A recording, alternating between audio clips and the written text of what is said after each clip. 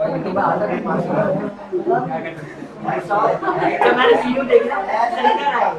जी। Hello दोस्तों, welcome back to Sanjay classes. प्यारे बच्चे ध्यान से समझेंगे।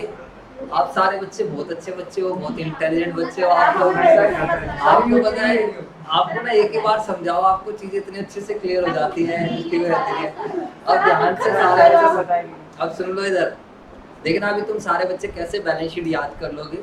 अभी मैंने आपको नोट्स बनवाए, वो काफी बढ़िया नोट्स हैं। तो प्यारे बच्चों, हमने थर्ड बुक स्टार्ट कर रहे हैं और चैप्टर का नाम है फाइनेंशियल स्टेटमेंट। चैप्टर का क्या नाम है बच्चों? बताओ। Financial statement of a company. तो बेसिकली आप लोगों ने फाइनेंशियल स्टेटमेंट्स पहले भी बनाए हैं। फाइनल अकाउंट आप लोगों ने 11th क्लास में भी बनाया है, पार्टनरशिप में भी आप बनाकर आ रहे हो। तो उसके अंदर बच्चों आप लोगों ने क्या क्या देखा? Trading account, profit and loss, balance sheet, ये सब चीजें आपने बनाई। यहाँ पर बातें नहीं बच्चों, यहाँ पर बेसिकली फाइनेंशियल स्टेटमेंट्स में हम 3-4 चीजें कवर करेंगे। एक तो बेसिकली हम बैलेंस शीट कवर करेंगे, एक आपका एसपीएल कवर करेंगे, एक हम कैश फ्लो स्टेटमेंट कवर करेंगे, और एक हम क्या कवर करेंगे? Notes to accounts. ठीक है बच्चों।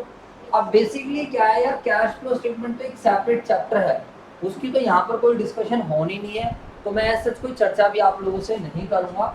ये आपका लास्ट चैप्टर है, शायद चैप्टर नंबर 6 होगा इस वाली बुक का। ठीक है बच्चों, और ये आपकी फर्स्ट टर्म में आ भी नहीं रहा है, तो मुझे कुछ फालतू टेंशन पालनी भी नहीं है। तो बेसिकली इस वाले चैप्टर में हम इन तीनों चीजों को समझ लेते हैं। बैलेंस शीट क्या है, एसपीएल क्या है, नोट्स टू अकाउंट्स क्या है।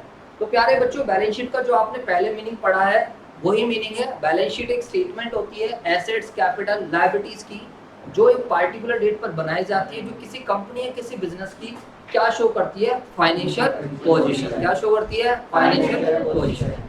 तो यहाँ पर भी कुछ खास चेंजेस नहीं है। यहाँ पर जो बैलेंस शीट बनने वाली है वो बैलेंस शीट किस चीज की बनने वाली है? कंपनी की। बात आ रही है समझ या नहीं आ रही? जवाब दो बेटा, बोलो यार। तो बैलेंस शीट की जब डिस्कशन करते हैं हम लोग, तो बैलेंस शीट एक स्टेटमेंट होती है जो किस चीज की स्टेटमेंट है? Assets, capital, liabilities. यहाँ पर कैपिटल से रिलेटेड जो शेयर होल्डर्स फंड आ जाएगा, बस कुछ खास ज्यादा चेंजेस नहीं है। जो किसी बिजनेस की क्या शो करती है? फाइनेंशियल पोजीशन, एक पार्टिकुलर डेट पर। बैलेंस शीट है, आप सभी बच्चों को पता है, रोज रोज नहीं बनती है।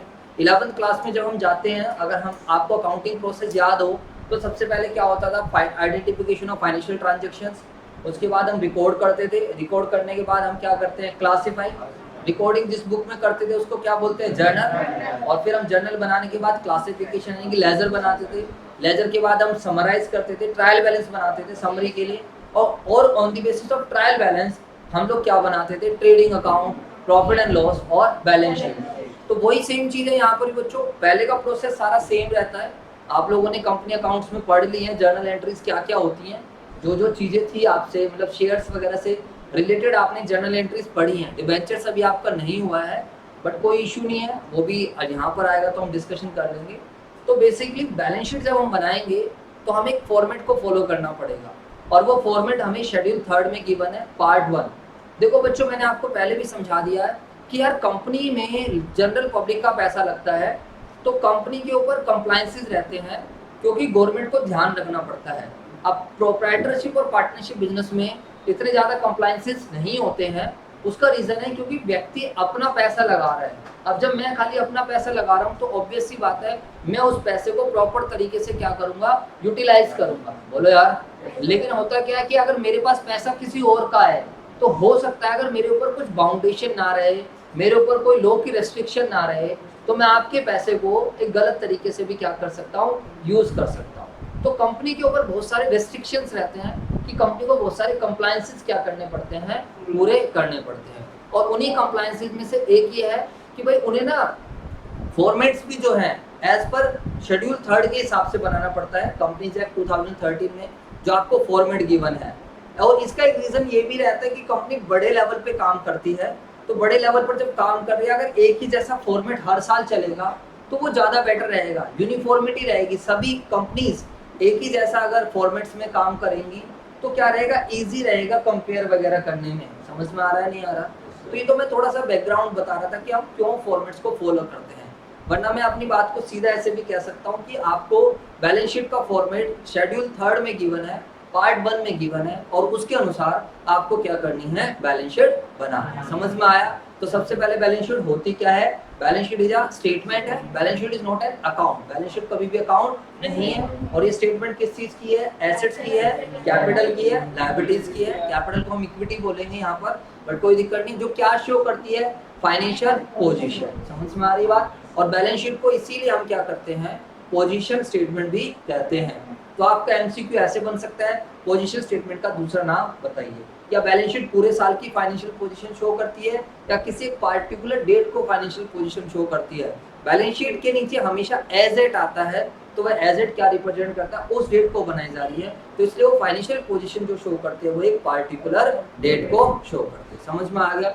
इसके बाद व्हाट इज एसपीएल? एसपीएल कुछ नहीं है, प्रॉफिट एंड लॉस अकाउंट का नया नाम है। प्रॉफिट एंड लॉस को रीनेम कर दिया है। प्रॉफिट एंड लॉस अकाउंट हम पार्टनरशिप प्रोप्राइटरशिप में बोल देते हैं। कंपनी में आज उसी प्रॉफिट एंड लॉस अकाउंट को हम किस नाम से जानते हैं मेरे दोस्तों? Statement of profit and loss. समझ में आ गया? तो सर क्या इसका भी फॉर्मेट है? यस मेरे दोस्तों, इसका भी फॉर्मेट है और ये पूरे साल की डिटेल शो करता है, इसलिए हम इसके नीचे फॉर द ईयर एंडिंग लिखते हैं। इसके नीचे हम कभी भी एज एट नहीं लिखते हैं जब हम बनाते हैं, तो बोलो यार। और ये हमारी फाइनेंशियल परफॉर्मेंस शो करता है। ये क्या शो करता है? फाइनेंशियल। इसीलिए हम इसको इनकम स्टेटमेंट भी बोलते हैं। क्या भी बोलते हैं हम? Income statement. और कैश फ्लो स्टेटमेंट क्या होती है? कैश फ्लो स्टेटमेंट एक स्टेटमेंट होती है which shows the flow of cash and cash equivalents during a particular period of time. तो सर हमारे पास कितना पैसा आ रहा है, कितना पैसा जा रहा है, उसका फ्लो जो दिखाती है उसको हम क्या बोलते हैं? Cash flow statement. इसके लिए अकाउंटिंग स्टैंडर्ड 3 डील करता है। तो वो अभी हमें इसका कुछ भी नहीं लेना देना इस वाले चैप्टर में।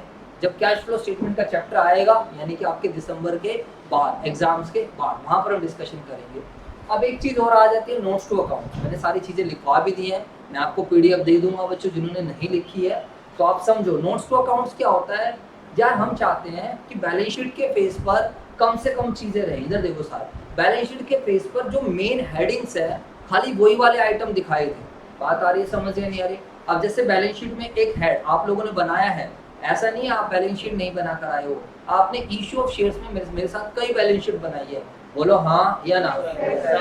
मैंने कम से कम 10 बैलेंस शीट आपको इश्यू ऑफ शेयर्स में बनवाई है और वो आपको एक कंफर्ट जोन में लेके आया कि हाँ यार अब हमें समझ में आ गई।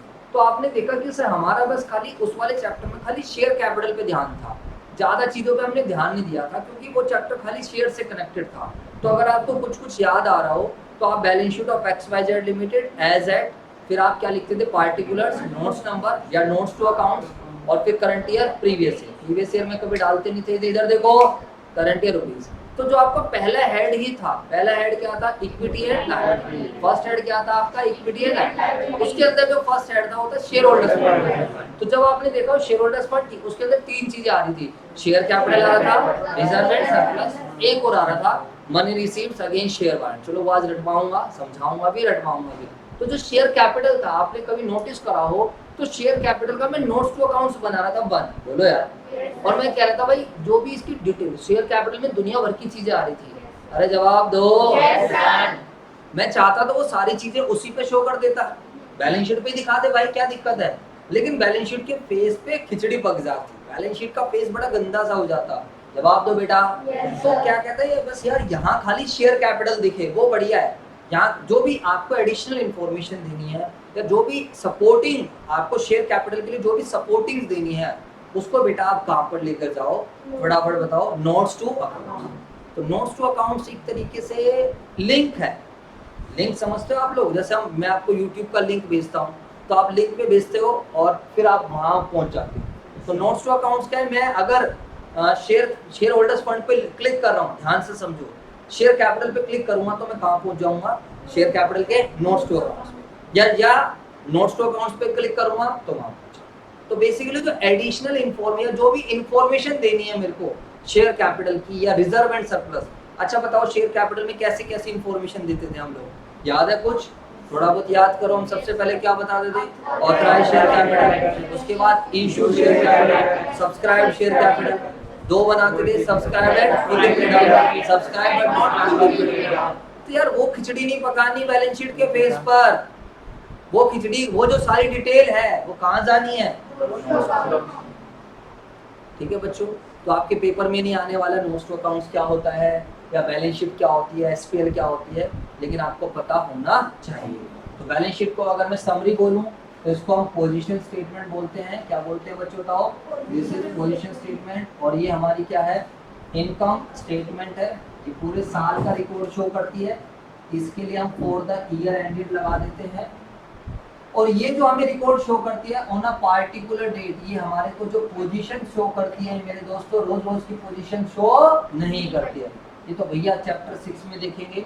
और notes to accounts to supporting, और वो है डॉक्यूमेंट या सपोर्टिंग, क्या बोल सकते हैं, लिंक्स बोल सकते हो आप। ठीक है बच्चों, अब हमें क्या करना है? फॉर्मेट को लर्न करना है। हमारे को इस चैप्टर में सबसे ज्यादा इंपॉर्टेंट क्या है, जो सबसे मेन चीज है, हमारे को बैलेंस शीट का फॉर्मेट याद करना है। बैलेंस शीट पूरी याद करनी है, मेन हेड भी याद करने हैं और उसके अंदर के हेड्स भी याद करने हैं। उसी तरीके से एसपीएल भी पूरे याद करना है और उसके अंदर के हेड्स भी क्या करने हैं? याद करने हैं। तो थोड़ा सा लर्निंग का काम जरूर रहेगा इस चैप्टर में।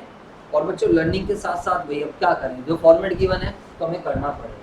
तो मेरे प्यारे बच्चों अब हम करते हैं फॉर्मेट ऑफ बैलेंस शीट। बताइए कहाँ पर गिवन है, कौन से किसके अंदर ये बैलेंस शीट का फॉर्मेट गिवन है, जल्दी से मुझे बता दीजिए।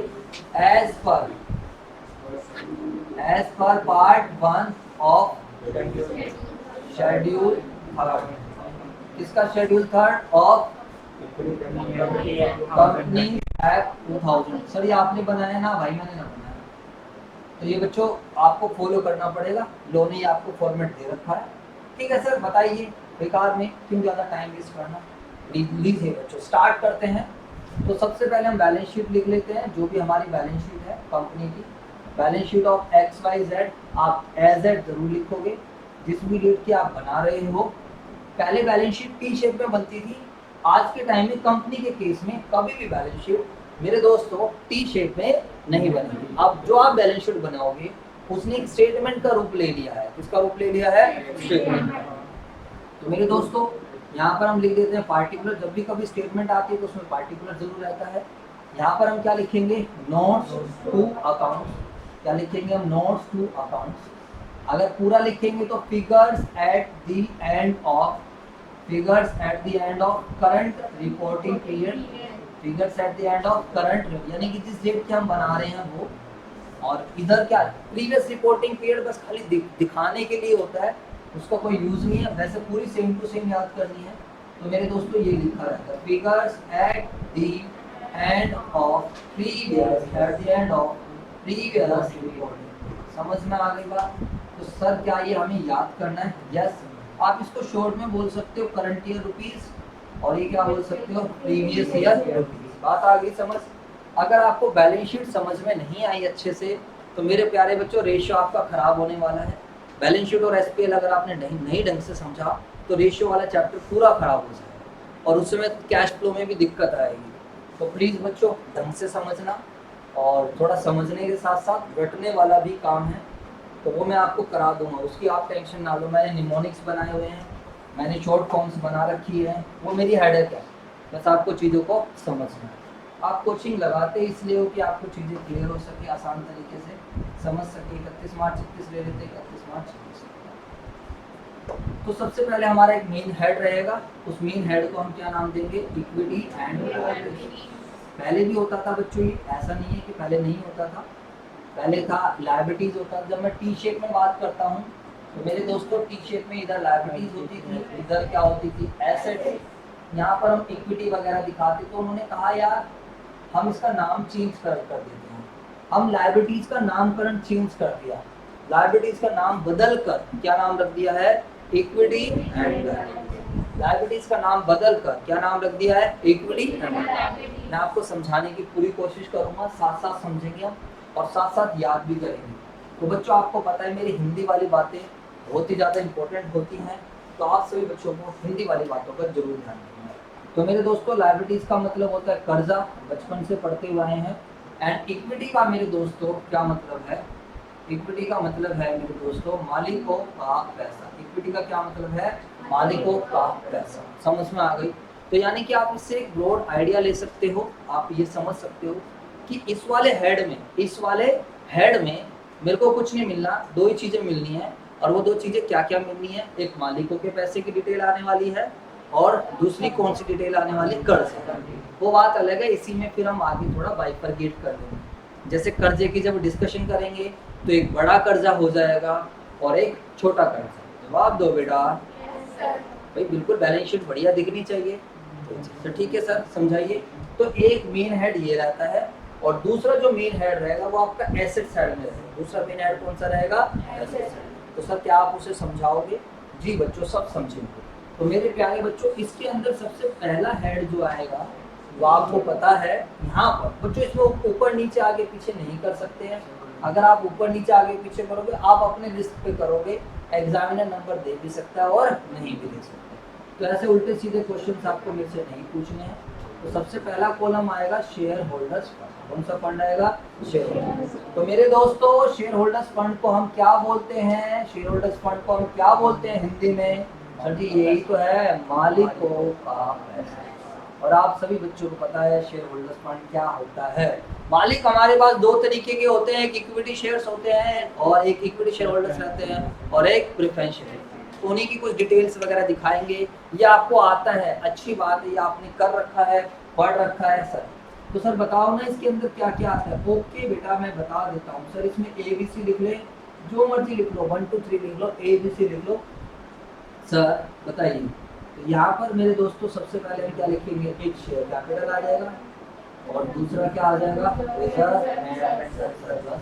और एक नई चीज और है, उसको हम क्या करेंगे, money receive against, money receive against share warrants, money receive against share. बात आ गई समझ? जी सर कोई प्रॉब्लम नहीं है, कोई दिक्कत नहीं है सर। सेकंड हैंड बता सर। तो अभी हम इन तीनों की डिस्कशन करेंगे और अच्छी बात है आपको इन तीनों की डिस्कशन में आप ज़्यादा टाइम नहीं लगवाओगे क्योंकि हमने थोड़ा शेयर्स में इन सब के बारे में पढ़ा। बात आ गई समझ? सर नहीं नहीं हम आप ज़्यादा टाइम लगा देना, हमें मज़ा आ जाएगा, बस खाली आ जाओ इतने ही करा के भेज दो। ओह सेकंड हेड क्या है, share application money pending allotment, share application money pending allotment. Okay sir no problem. Sir आप पहले बैलेंस शीट पूरी बना दो। जी बच्चों इसका कोई हेड वेड कुछ नहीं होता है, ठीक है सर। थर्ड बना देता हूँ बच्चों, बातें ना कीजिए। इसको जो बच्चा बोर हो रहा है वो घर चले जाओ, कोई दिक्कत नहीं है, ये कोई इंपॉर्टेंट चीज नहीं है। वीडियो आ जाएगी यूट्यूब पे। अब बात आते हैं कर्जा, किसकी बात करते हैं हम, कर्जा। कर्जा क्या होता है, कर्जा तो कर्जा होता है, हमने कहीं से लोन ले लिया, कहीं से सामान उधार ले लिया, कहीं से सर्विस उधार ले ली, इसे हम प्यार से क्या बोलते हैं, कर्जा। सर आज आप सही पढ़ा रहे हो, बिल्कुल टू द पॉइंट। यस बच्चों मैंने सोचा हुआ है तुम्हें टू द पॉइंट पढ़ाना है, नॉन करंट लायबिलिटीज। तो मेरे दोस्तों नॉन करंट लायबिलिटीज को हम प्यार से बोलेंगे बड़ा कर्जा। क्या बोलेंगे हम इसको, बड़ा लोन ले लिया कहीं से। अब इसके अंदर भी कुछ मिलेगा, हमें बातें नहीं करनी है। इसके अंदर सर क्या है, इसके अंदर हमारे पास एक हेड है LOL बीच में, बातें नहीं। इसको हम ऐसे याद करेंगे LOL बीच में D। लोल वर्ड सुना होगा आप लोगों ने, बोलो यार। फेसबुक वगैरह पे हम लिख देते हैं लोल, बोलो यार। हमें हंसना होता है, हमें जॉब पे एक तेजी से हंसना है तो हम उसको LOL के नाम से, ठीक है सर। फुल फॉर्म आप बताओ, क्लोज एल से क्या भाई, मैंने तो ऐसे याद कर रखा है, तुम जैसे मर्जी कर लेना, वरना एल से ऐसे भी लॉट्स ऑफ लव ऐसे भी याद कर सकते हो। डी समझ में आ गया, मैं दीपा से बहुत प्यार करता हूँ, बोलो यार। अच्छा यार वैसे ना मैं दीपा का नाम चलो कुछ भी आप कह सकते हो, ललिता सुन लो। लड़कियां ऐसे कह सकती है मैं दीपक से बहुत प्यार करती हूँ।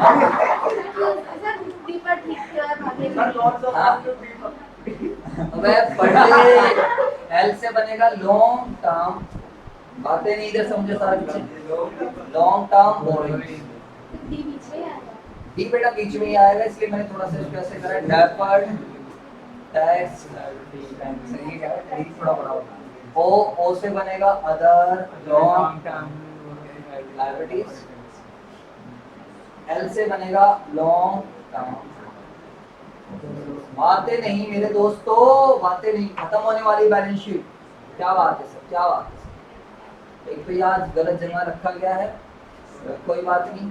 Current liabilities, where there is a will there is a, बोलो हाँ या ना। मैं रुक जा, इधर ध्यान दो। क्या मतलब है करंट लायबिलिटीज का? मतलब हिंदी में बताओ। छोटा करता, बताओ तो यार। छोटा, छोटा, ठीक है भाई। छोटा क्या? अबे सुन लो, छोटा वोटा मत बोलो, बड़ा कर्जा और क्या बोलो, छोटा कर्जा। समझ आ गई बात? नहीं आई? ध्यान दो इधर। क्या मतलब है छोटा कर्जा? इधर देखेंगे सर। बस इधर देखो। छोटा कर्जा, छोटा कर्जा मतलब करंट लायबिलिटीज, मतलब तुमने बचपन से सुना है वो कर्जा which we have to paid back within 12 months, balance sheet date से जिसको 12 महीने के अंदर अंदर पे करना है, जिसके लिए ज्यादा वेट नहीं करना है, उसको हम क्या बोलेंगे? छोटा कर्जा। ठीक है बच्चों, अभी तक ध्यान देंगे सारे बच्चे। तो इसका निमोनिक कोड हमने ऐसे बना रखा है, SOS, बीच में L, बीच में क्या है? L, नहीं L नहीं है, यहाँ पर T है। लो SOS, बीच में क्या है? T। सोच समझते हो आप लोग? खाने पीने वाला। अरे यार बोल दो यार। आप बर्गर बर्गर खाते हो, सॉस लगा तो हम याद करेंगे ऐसे ही, ऐसे याद करेंगे, SOS और बीच में जो T आएगा वो एक फ्लो से आएगा। जवाब दो। जैसे वहां था L, बेटा फ्लो बनाया बड़ी मुश्किल से, LOL, बीच में आया T। समझ में आ गई? तो ऐसे यहाँ क्या आएगा? SOS, बीच में आएगा। सुन लो ध्यान से। ओ भाई, अब इस S से, ओए बातें नहीं, मैं पिटाई कर दूंगा अब तुम्हारी। गालियां देने का मन करता है तुमसे। इसे याद है 1.5 पेपर ओ से बन जाएगी अदर करंट लायबिलिटी। जैसे मैंने आपको एक आइटम अदर करंट लायबिलिटीज को बताया था, कोई बच्चा बता सकता है? मानसी बता देंगे भाई साहब। अरे तुम बता दोगे, रिकॉल करो, अपने ऊपर भरोसा रखो। यार मैं नहीं बता सकती। अब एक ही तो आइटम बताया था, उसमें अदर करंट लायबिलिटीज का कैसे बताएगी? अबे शेयर वाले चैप्टर में ध्यान से समझो। हाँ जी गुंजन बताओ। क्या बात, एक ही तो आइटम था यार, वो भूल गए। Short term provisions. निक्की तो इंटेलिजेंट है, निक्की से बता दो। बस आवाज निक्की बताओ, निक्की बता। लो जी, बात समझ आई? ठीक है सर। तो प्यारे बच्चों, बैलेंस शीट का जो इक्विटी एंड लायबिलिटीज वाला पोर्शन है वो दिखने में कुछ ऐसा है। अगर मैं खाली आपसे मेन हेड की बात करूं तो आपको ऐसा ही याद करना है। तो सर क्या हमारे पेपर में क्वेश्चन कैसे बन सकते हैं ये बता दो। पेपर में वो पूछ सकता है कि करंट लायबिलिटीज के मेन हेड बताओ। तो जब करंट लायबिलिटीज के मेन हेड की बात करी जाएगी तो यही वाला हेड समझ आएगा बच्चों। वो पूछेगा नॉन करंट लायबिलिटीज के मेन हेड बताओ। वो पूछ लेगा लॉन्ग टर्म प्रोविजन कहाँ पर आता है, तो आप क्या बताओगे? लॉन्ग टर्म प्रोविजन किसके अंदर आता है? Non term. तो ऐसे भी पूछ सकता है। और वो ऐसे पूछेगा बताओ शेयर कैपिटल कहाँ आएगा, तो आप कहाँ बताओगे? तो ये तो था कि ऊपर ऊपर से हमने बैलेंस शीट को बनाया। सर अभी आपने याद नहीं कराया, थोड़ा बहुत मैंने आइडिया जरूर दिया है कि कैसे हम याद कर सकते हैं बच्चों। ठीक है, अब हम इसके अंदर की चीजें समझेंगे कि सर हर किसी आइटम के अंदर कुछ ना कुछ आपको मिलेगा, तो मतलब ये थोड़ी बड़ी हो जाएगी। और जो सारी चीजें इसके अंदर मिलने वाली हैं वो सारी चीजें हम कहाँ पर दिखाएंगे? नोट्स टू अकाउंट्स में। कहाँ दिखाएंगे? Notes to. तो ये बैलेंस शीट का फेस है। ये क्या है बच्चों? बैलेंस शीट का फेस। अगर आपकी बैलेंस शीट में ये सारे आइटम्स हैं तो बैलेंस शीट में इतना तो आपको दिखाना ही दिखाना है। इससे कम इंफॉर्मेशन तो आप शो कर ही नहीं सकते। समझ में आ गई बात या नहीं आ गई? जवाब दो बेटा। इससे ज्यादा इंफॉर्मेशन आप दिखाओगे तो बैलेंस शीट में खिचड़ी पकती चली जाएगी। तो इसलिए ज्यादा बेटर है कि इसके अंदर की जो इंफॉर्मेशन है उसको हम कहाँ दिखाएंगे? Notes to account. अब मैं इसको आपको समझाऊंगा वन बाय वन, एक एक आइटम के हम अंदर के आइटम्स की भी डिस्कशन करेंगे और लॉजिकली समझ के हम याद करेंगे। लॉजिकली समझ के हम क्या करेंगे? याद। तो सबसे पहला हेड क्या होता है बच्चों? बताओ। Equity and liability. तो इक्विटी एंड लायबिलिटीज का अपने आप में ही कुछ मतलब है क्या मतलब है इक्विटी एंड लायबिलिटीज का? इक्विटी का मतलब होता है मालिकों का पैसा और लायबिलिटीज का क्या मतलब है? कर्जा। तो आपने देखा हो बैलेंस शीट में भी पहले जो दो है वो कुछ मालिकों के पैसे से कनेक्टेड है और यहाँ पर क्या आ रहा है? कर्जा आ गया। बच्चों समझ में आ गया? तो सर अब हम डिस्कशन करते हैं सबसे पहला हेड। तो मेरे दोस्तों सबसे पहला जो हेड है वो है प्यारे बच्चों शेयर होल्डर्स फंड। क्या मतलब होता है शेयर होल्डर्स फंड का? हिंदी वाली बात बहुत इंपॉर्टेंट है, इसको हम क्या बोलते हैं? मालिकों का पैसा। अब हम क्या चलते हैं सर, मालिकों के पैसे के अंदर क्या क्या आता है, क्या क्या आएगा मालिकों के पैसों के अंदर? तो प्यारे बच्चों इसके अंदर आएगा शेयर कैपिटल, इसके अंदर आएगा रिजर्व सरप्लस, इसके अंदर आएगा मनी रिसीव्ड अगेंस्ट शेयर। देखो किसी बच्चे को टाइम का इशू लग रहा है, जब आपको निकलना हो निकल जाना, यूट्यूब पर वीडियो में डाल दूंगा बच्चों, कोई दिक्कत वाली बात नहीं है, बट बैलेंस शीट हम आज पूरी कवर करने वाले हैं। सबसे पहले शेयर कैपिटल की डिस्कशन करते हैं। तो सर शेयर कैपिटल के बारे में हम क्या करते हैं?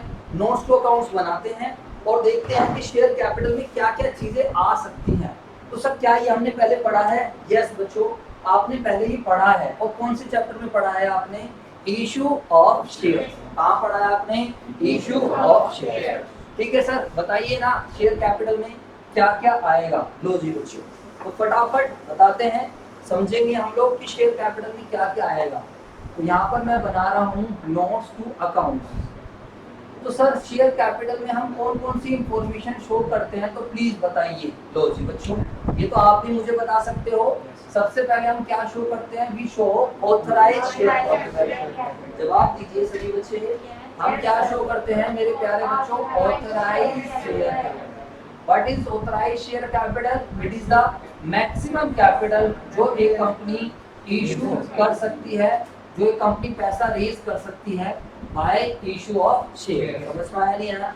ये कंपनी का जो आपका मेमोरेंडम ऑफ एसोसिएशन है उसमें ये बात पहले से मेंशन रहती है। बोलो यार, डिसाइड करती है कि कंपनी मुझे अपनी कितनी ऑथराइज शेयर कैपिटल रखनी है, उसी हिसाब से अपने आप को आरओसी में रजिस्टर कराती है और उसी हिसाब से उसको क्या करनी पड़ती है? एक फी देनी पड़ती है आरओसी को। ठीक है बच्चों, ये खाली इंफॉर्मेशन पर्पस के लिए रहती है, ये कभी भी टोटल का पार्ट नहीं होता। ये हम इसलिए शो करते हैं कि जो इन्वेस्टर हमारे बिजनेस में पैसा लगाना चाह रहा है वो हमारी बैलेंस शीट को देखे, समझे, पढ़े और उसे पता रहे कि कंपनी मैक्सिमम कैपिटल कितनी रेज कर सकती है। तो क्या सर ऑथराइज शेयर कैपिटल बढ़ाई जा सकती है? बिल्कुल बढ़ाई जा सकती है। वो मतलब उसके लिए फॉर्मेलिटीज पूरी करनी पड़ेगी एज पर लॉ, तुम्हारे सिलेबस का पार्ट भी नहीं है, आगे जाके लॉ में पढ़ोगे। चलो जी सर, आई होप क्लियर हो गई। सर ये आपने ईएससी पीएससी क्या लिखा है?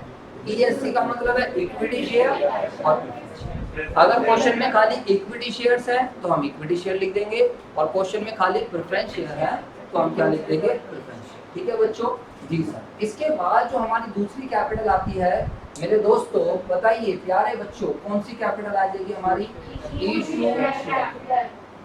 तो issued share capital is a part of, बताइए सारे बच्चे किसका पार्ट है? Issued share capital is a part of authorise share capital. ठीक है, तो सर ये हमें क्वेश्चन में बताएगा कि हम कितने शेयर इशू कर रहे हैं। यस, क्वेश्चन बता देगा शेयर जितने का भी है आप उतने का ही मेंशन कर दोगे। क्या ये टोटल का पार्ट बनती है? नहीं, ध्यान रखना ये खाली कौन से पर्पस के लिए रहती है? Information purpose. Do not become या do not be a part of total, ये टोटल का पार्ट नहीं। तो सर क्या ये हमें दिखानी जरूरी है? यस बच्चों। ठीक है बच्चों, यहाँ तक समझ में आया? जी सर। इसके बाद हमारी कौन सी कैपिटल होती है बताओ सारे बच्चे? सर इसके बाद हमारी कैपिटल है subscribe share capital. Subscribed share capital is that part of issued share capital which has been subscribed by general public। मैंने जनरल पब्लिक को शेयर्स इशू करे और जनरल पब्लिक ने जितने शेयर्स क्या कर लिए? सब्सक्राइब कर लिए, यानी कि ले लिए हैं, उसको हम क्या बोल देते हैं? Subscribe share. आप सभी बच्चों को पता है सब्सक्राइब शेयर कैपिटल भी दो तरीके की होती है, एक होती है सब्सक्राइब एंड फुल्ली पेड। तो प्यारे बच्चों अब आपकी बारी आ गई है, देखते हैं कितने बच्चे इसका जवाब देंगे और हैंड रेज करेंगे। कोई भी बच्चा सीधा नहीं बोलेगा। मैं आपसे पूछना चाहता हूँ what is subscribed and fully paid up and कौन सी कैपिटल है जो subscribed but not fully paid up? Sir ये आपने हमें पहले भी 10 बार सिखाया है और हम आपकी बात से बिल्कुल जाए समझते हैं कि आपके क्वेश्चन हमारे से पूछना चाहिए। हाँ जी, कितने बच्चे हैंड रेज करके बता सकते हैं कि हम किस कैपिटल को subscribe and fully paid up करें? कोई बच्चा पीछे नहीं देखेगा प्लीज बच्चों।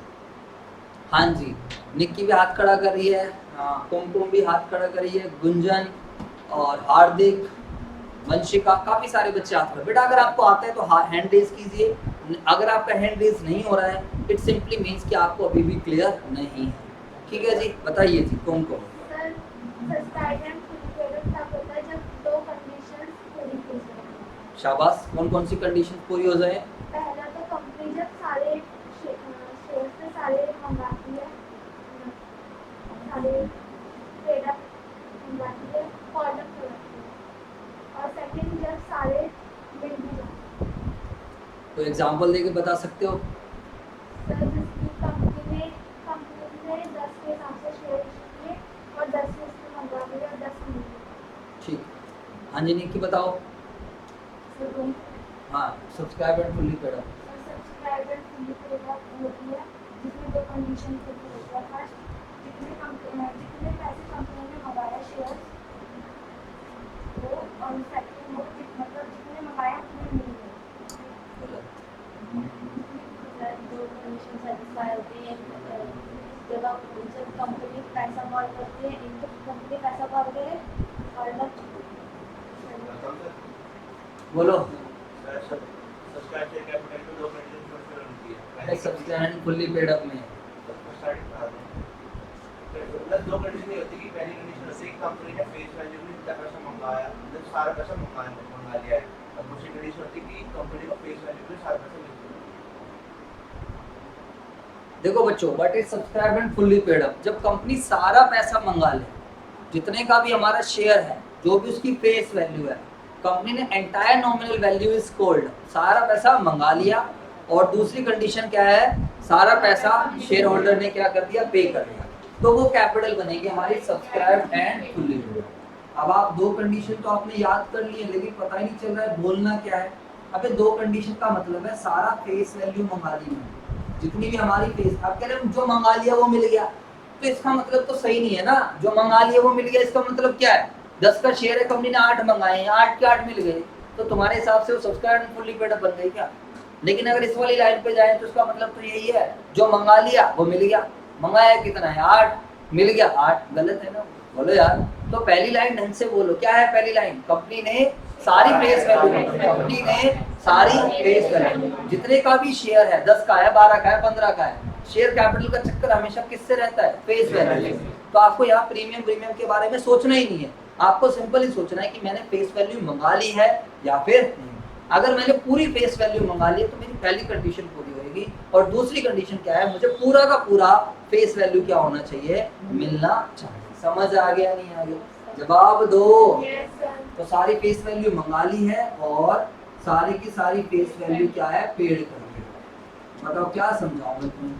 Subscribe but not fully paid up, जब इन दोनों में से कोई सी भी कंडीशन फेल हो जाए, any of the above condition, any of the above condition is failed, ऊपर दी गई कोई सी भी कंडीशन क्या हो जाए मेरे दोस्तों, फेल हो जाए, उसको हम क्या बोलेंगे, सब्सक्राइब बट नॉट। जैसे कि पहले है 10 का शेयर है, कंपनी ने मंगाए ही 8 रुपए हैं, 10 का शेयर है, अब तो तुम्हें दूसरे पे जाना ही नहीं है।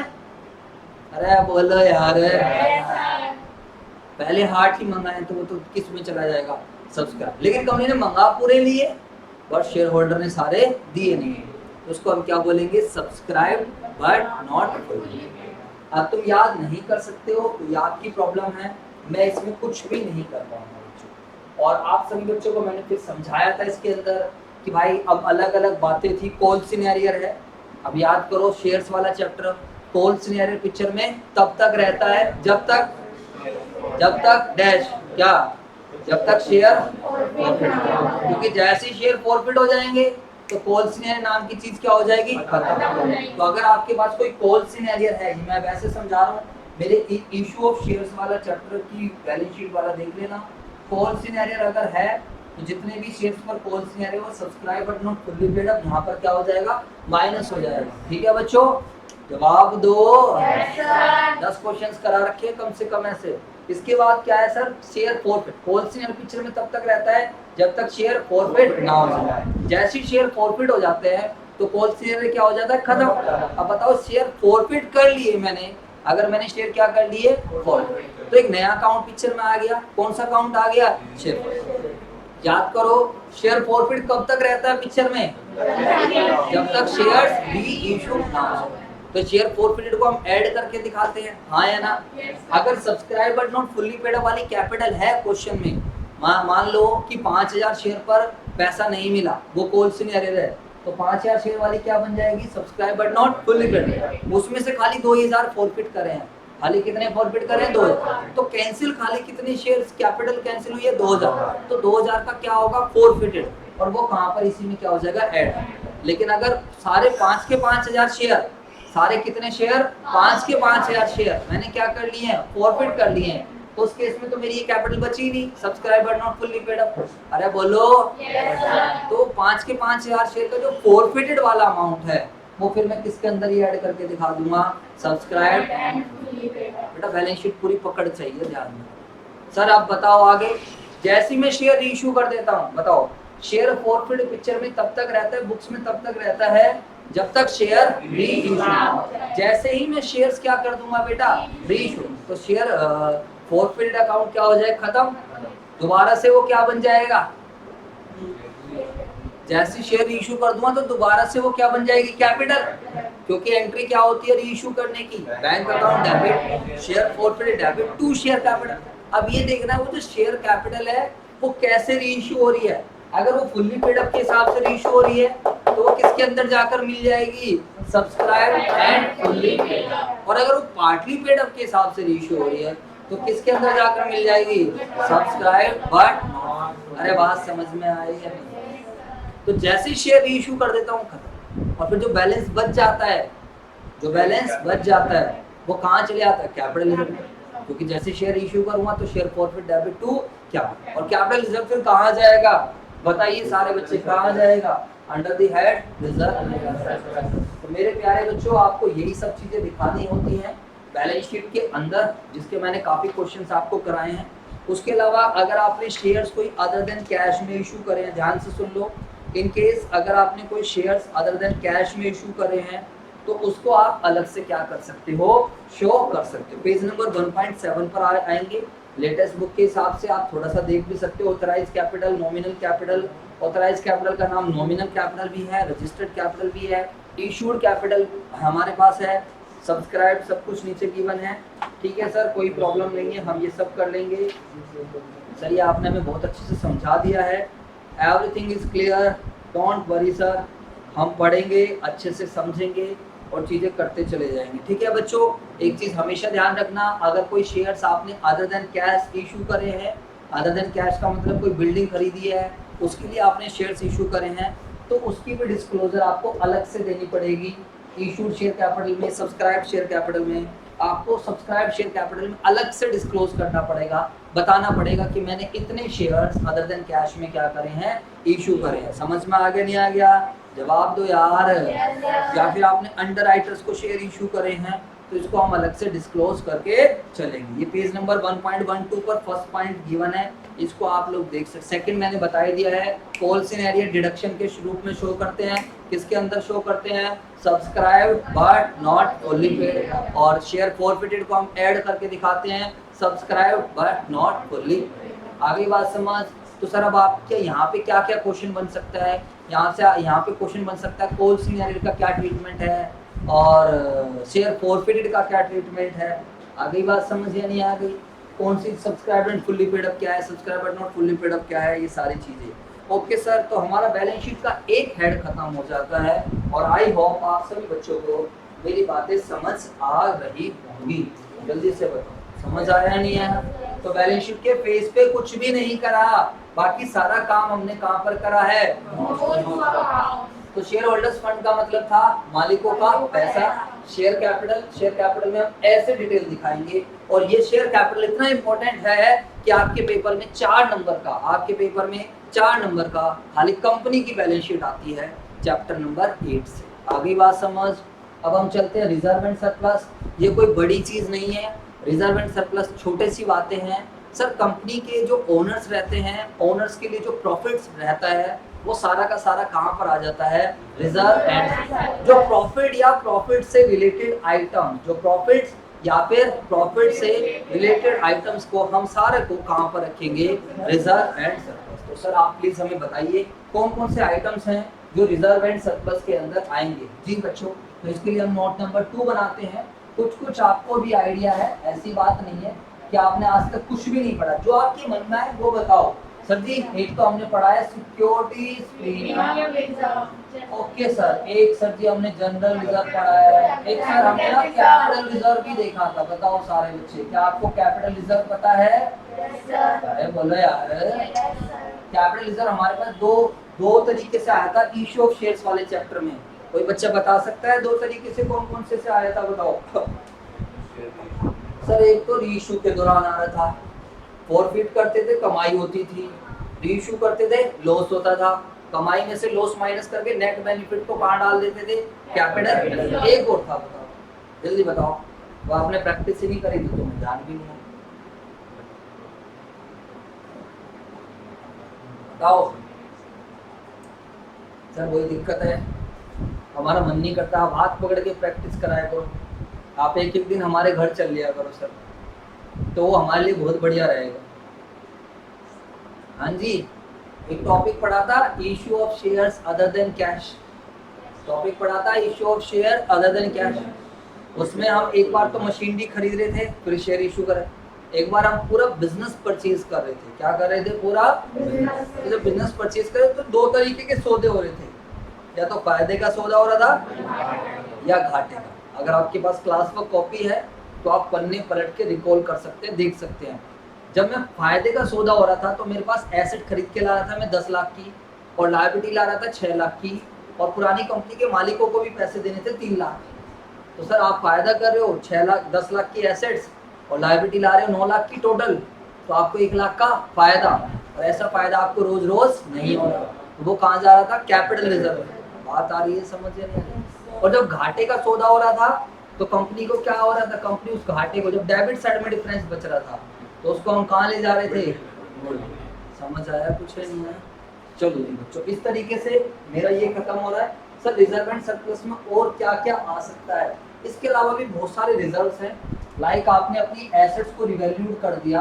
पहले आपकी मशीन भी 10 लाख की थी, अब आपने उस मशीन की वैल्यू 15 लाख हो गई मार्केट वैल्यू के हिसाब से, तो रिवैल्यूएशन रिजर्व भी आ जाएगा।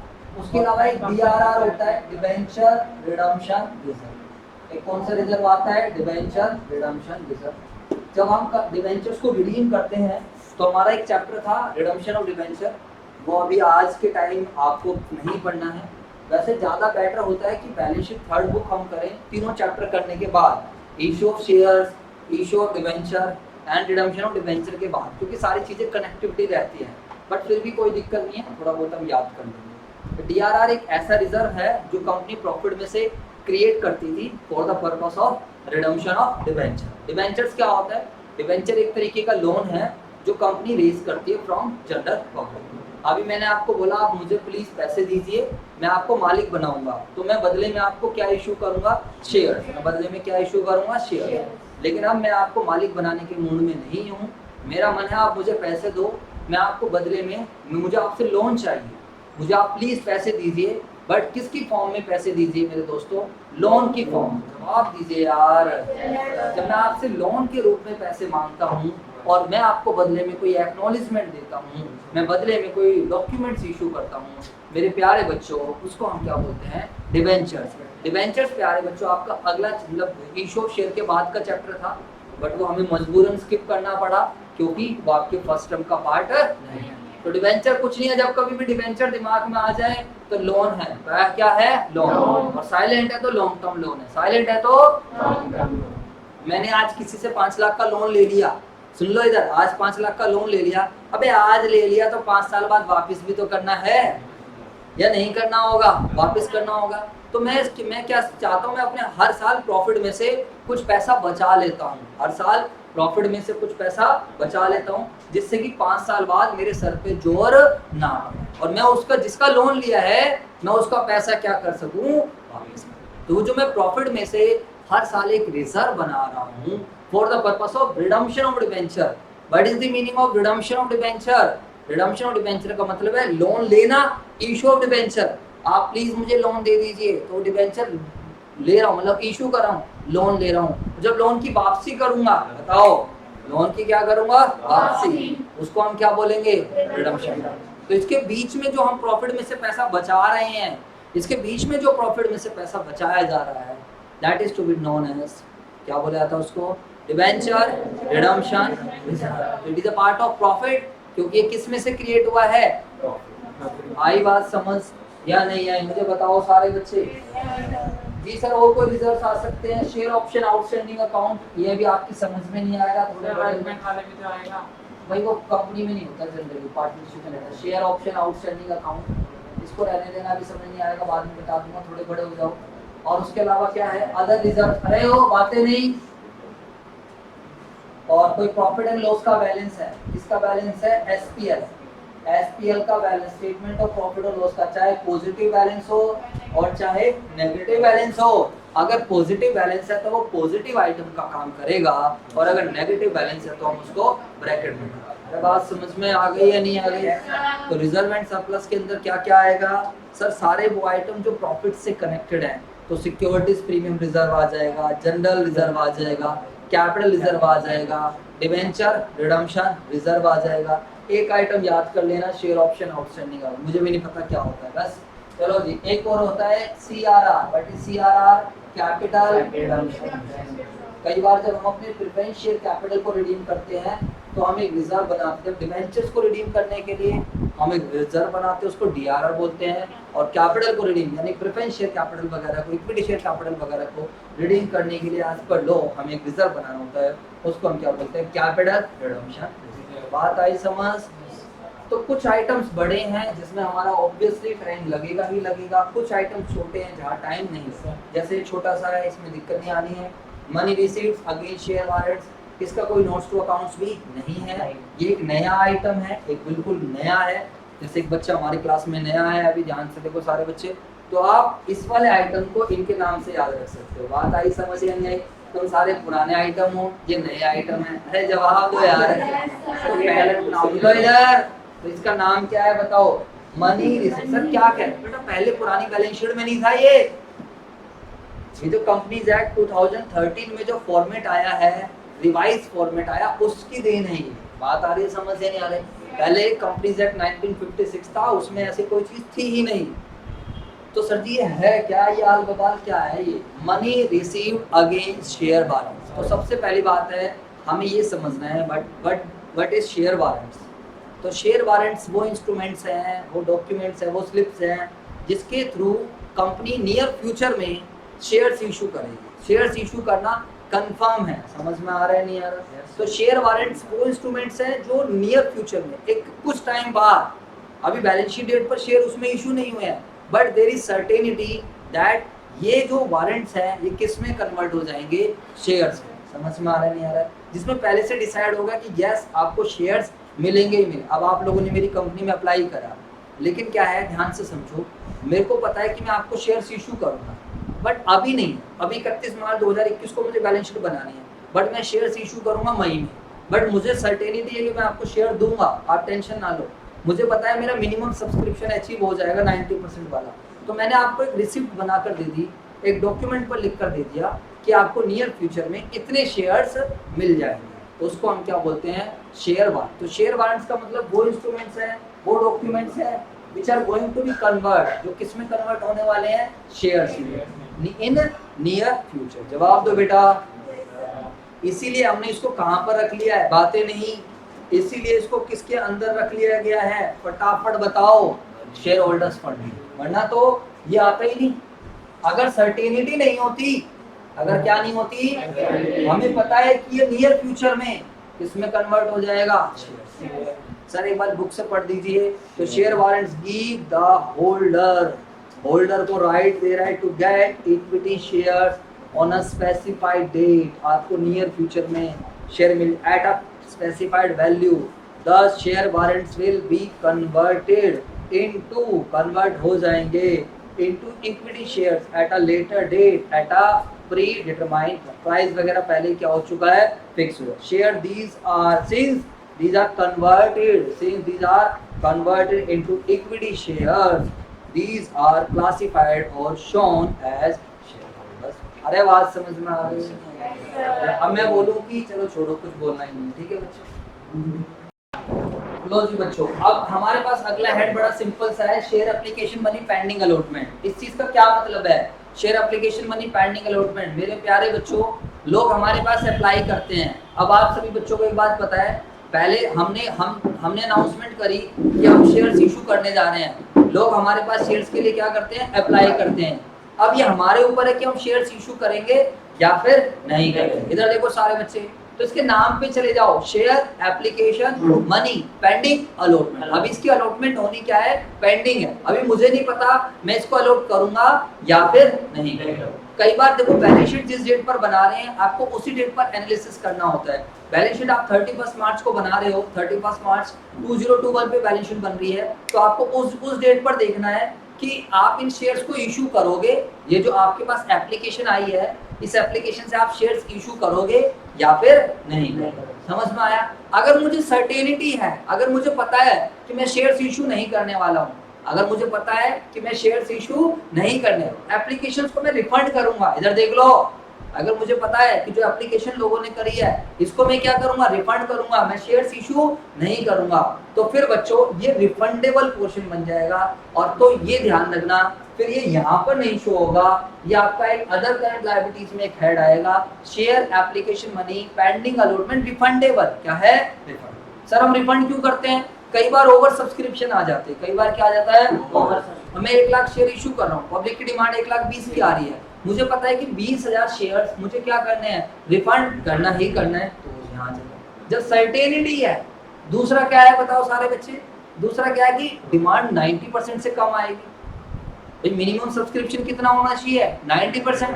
अब लग रहा है कि मिनिमम सब्सक्रिप्शन वाली कंडीशन ही पूरी नहीं हो पाएगी, तो फिर मुझे रिफंड करना पड़ेगा. तो अगर रिफंडेबल होगा तो प्यारे बच्चों क्वेश्चन आपको बता देगा, और जब क्वेश्चन बता देगा तो रिफंडेबल वाला किसके अंदर आएगा, under the head other current. और क्वेश्चन साइलेंट है तो आप सीधा ध्यान रखना, ये यहाँ पर एक सेपरेट हेड बनाया गया है जिसका क्या नाम रखा है, share application money pending. Sir इसका मतलब क्या है, इसका मतलब लोगों ने शेयर्स के लिए अप्लाई करा है, अभी हमने उनको शेयर्स इशू नहीं. अगर सर्टेनिटी होती शेयर इशू करेंगे ही करेंगे, उनको वारंट्स वगैरह दे देते, तो फिर वो किसका पार्ट बन जाते, मनी रिसीव्ड अगेंस्ट शेयर, तो फिर तो वो कहाँ चले जाता, शेयर होल्डर. अभी इसमें सर्टेनिटी नहीं है. अगर सर्टेनिटी रिफंडेबल की है, बताओ सर्टेनिटी क्या है कि हम शेयर इशू नहीं करें, तो फिर वो कहाँ चला जाएगा, अदर, क्योंकि वापस करना है, मेरा कर्जा होगा. जी सर, तो ये 2 हेड खत्म हो जाते हैं. इसके बाद नॉन करंट लायबिलिटीज बच्चों वाला काम है. नॉन करंट लायबिलिटी, बड़ा कर्जा, सर पे बड़ा कर्जा, वो कर्जा which we have to paid back after 1 year, वो कर्जा which we have to paid back after operating cycle, उसको हम क्या बोलते हैं, नॉन करंट बड़ा कर्जा. अब इसके अंदर 4 हेड हैं, बताओ सारे बच्चे, LOL बीच में D, LOL बीच में D. तो पहले वाले L पर आओ, long term borrowings. What is borrowings, borrowings भाई पैसा दे दो, प्लीज पैसा दे दो, बोरो कर रहा हूँ मैं, पैसा उधार मांग रहा हूँ. तो बताइए सारे बच्चे, बोरोइंग्स के अंदर क्या आएगा, मैंने लॉन्ग टर्म के लिए किसी से पैसा लिया, तो इसमें कोई डिबेंचर्स आ जाएगा, इसमें कोई डिबेंचर्स आ जाएगा, तो कोई लॉन्ग टर्म लोन आ जाएगा, कोई टर्म लोन आ जाएगा, बात आ रही है समझ, कोई पब्लिक डिपॉजिट्स है तो वो भी मेरे दोस्तों आ जाएगा. Okay sir.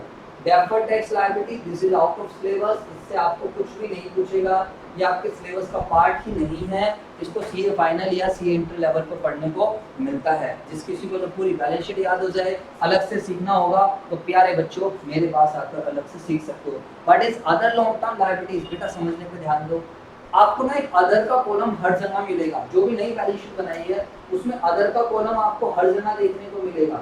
अदर का मतलब होता है रेजिडुअल. रेजिडुअल का मतलब कुछ ऐसे हेड हैं, कुछ ऐसे आइटम्स हैं जिसको ना यार किसी स्पेसिफिक हेड में नहीं डाल सकते हैं.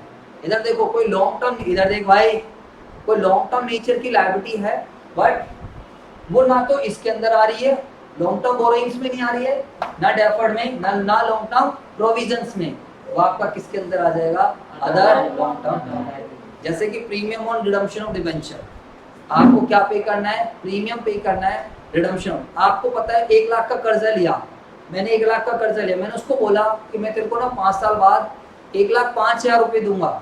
1 लाख का कर्जा लिया, मैंने बोला तेरे को 5 साल बाद 1,05,000 रुपये दूंगा, तो वो बताओ कहाँ पर आ जाएंगे आपके अदर। तो जो 5,000 रुपये ना, 1 लाख का कर्ज तो बताओ क्या है, बट उस कर्ज पे जो 5,000 रुपये एक्स्ट्रा देने हैं उसको हम क्या बोलेंगे, premium on redemption of debenture. तो वो किसके अंदर आ जाएगा, अदर लॉन्ग टर्म। या फिर कोई ट्रेड पेबल्स है, कोई क्रेडिटर्स हैं जो पेंडिंग है 12 मंथ से ज्यादा या ऑपरेटिंग साइकिल से ज्यादा के लिए पेंडिंग है, तो यहाँ पर आ जाएगा। तो ये थोड़ा सा बच्चों याद रखने वाली चीजें हैं, premium on redemption of debenture, trade payables या फिर क्रेडिटर्स जो पेंडिंग है मोर देन 12 मंथ्स या ऑपरेटिंग साइकिल से। लॉन्ग टर्म प्रोविजंस के अंदर क्या आता है बेसिकली यार, लॉन्ग टर्म प्रोविजंस में वो प्रोविजंस आएंगे, एक्चुअली प्रोविजंस आपको पता है, प्रोविजंस हम एक सर्टेन लायबिलिटी के लिए बनाते हैं जिसका अमाउंट क्या होता है, अनसर्टेन, प्रॉफिट में से एक पैसा बचाकर चलना, हमें पता है कि फ्यूचर में देना है। समझ आ रहा है नहीं आ रहा, 11th में आपने पढ़ा था, प्रोविजन प्रॉफिट में से निकाला हुआ एक पार्ट है जिसका जो हम इसलिए निकालते हैं कि हमें फ्यूचर में किसी को देना है, जो हमें ये पता है कि वो लायबिलिटी होनी सर्टेन है लेकिन अमाउंट नहीं पता रहता है। तो लॉन्ग टर्म प्रोविजंस का मतलब हमारे एम्प्लॉइज रिटायर्ड होंगे तो हमें पता है जब वो रिटायर होंगे तो हमें उन्हें पीएफ का पैसा देना पड़ेगा, हमें उन्हें ग्रेचुइटी देनी पड़ेगी, या फिर हमने अपना एक प्रोडक्ट बनाया हुआ है उस प्रोडक्ट को हम वारंटी देते हैं बच्चों, हमें पता है 1 साल के अंदर प्रोडक्ट में कोई दिक्कत नहीं आएगी, 1 साल के बाद जब प्रोडक्ट खराब होगा तो हम उसकी वारंटी वगैरह के रिपेयर पे खर्चा करना पड़ेगा। तो कंपनी प्रॉफिट में से पैसा क्या कर लेती है, बचा लेती है, तो वो हमारा किसके अंदर आ जाता है, जवाब दो बेटा, लॉन्ग टर्म प्रोविजंस। बात आ रही है, समझ या नहीं आ रही है, या आप इसकी बुक में भी देख सकते हो, लॉन्ग टर्म प्रोविजंस के अंदर कुछ आइटम्स बुक से कर लेना बच्चों, थोड़ा सा टाइम कम है, आप लोग भी काफ़ी देर से बैठे हो। तो ये तो मैंने बता दिया, लॉन्ग टर्म प्रोविजंस में लाइक आ गया है, प्रोविजन बता ही दिया कि sir provision is the amount set aside to meet future liability, the amount of which cannot be determined with the accuracy but it is estimated. ये provisions है, तो डेफिनेशन है जी सर। अब इसके एग्जांपल पेज नंबर 1.22 पर given है, TS Grewal 2021 addition बच्चों। Like examples of long term, provision for gratuity, provision for pension, provision for earn leave. ठीक है सर, कोई प्रॉब्लम ही नहीं है, आ गई बात समझ, जवाब दो।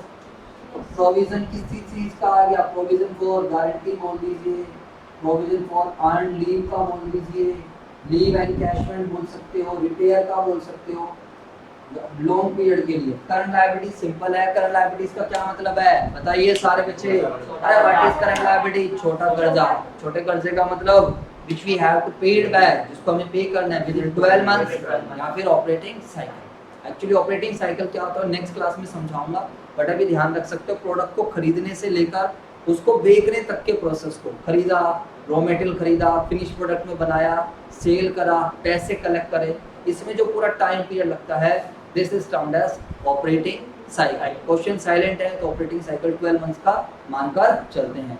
बट इस करंट लायबिलिटी छोटा कर्जा which we have to pay it back within 12 months या फिर operating cycle. Balance sheet date पर हम चेक करते हैं कि बैलेंस शीट डेट से 12 मंथ्स के अंदर पे कर रहे हैं, आओ भाई शॉर्ट में डालें, शॉर्ट टर्म बोरोइंग्स।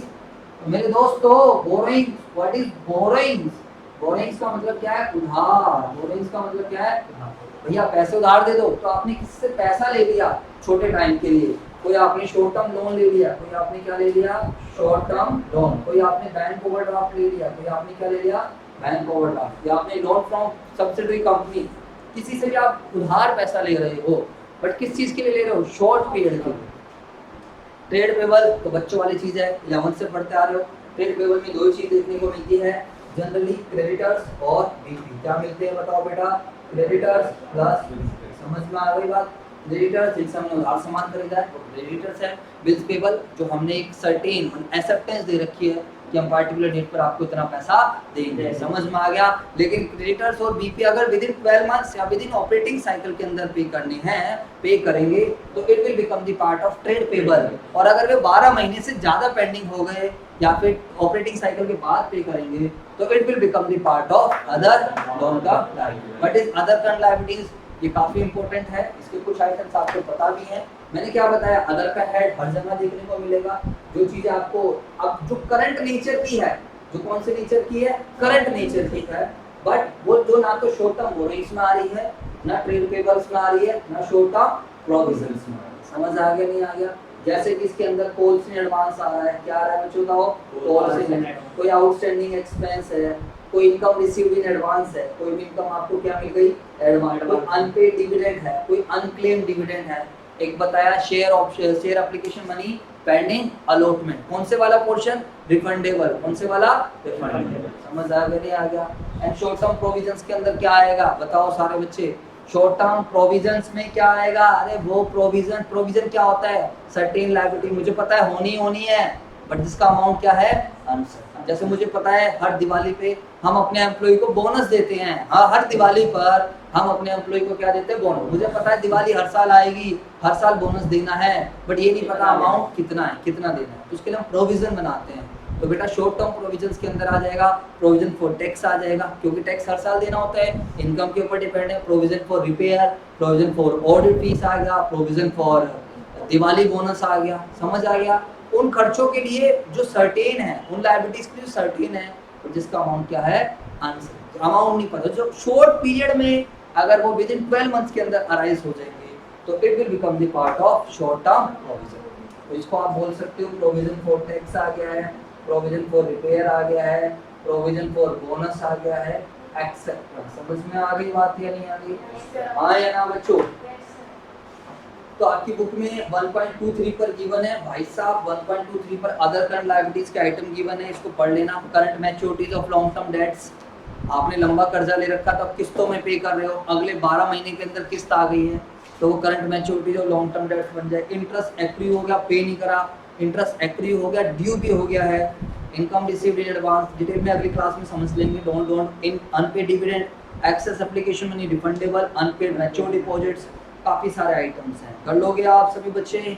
जवाब दो बेटा। तो आज का होमवर्क है इलस्ट्रेशन नंबर 2, 3, 4, 5, 6, 7, 8, 9, 10, 11, 12। इलस्ट्रेशन नंबर 12 तक आपको क्वेश्चन करने हैं। इलस्ट्रेशन नंबर 12 तक मेरे दोस्तों खाली बैलेंस शीट की लायबिलिटीज वाले ही पोर्शन हैं। लो जी सर, और बताइए सर क्वेश्चंस, बातें नहीं करनी है। बहुत अच्छे बच्चे हो आप, क्वेश्चंस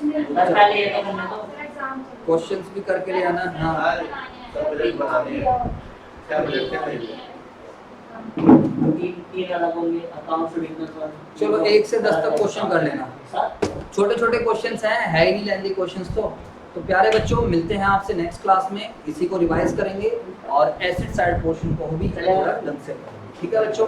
वीडियो अच्छी लगी तो लाइक शेयर सब्सक्राइब जरूर करें। एंड इसी तरीके से अगर आप डिटेल में हमारे साथ पढ़ना चाहते हो तो प्यारे बच्चों आप हमारा कोर्स बाय कर सकते हो।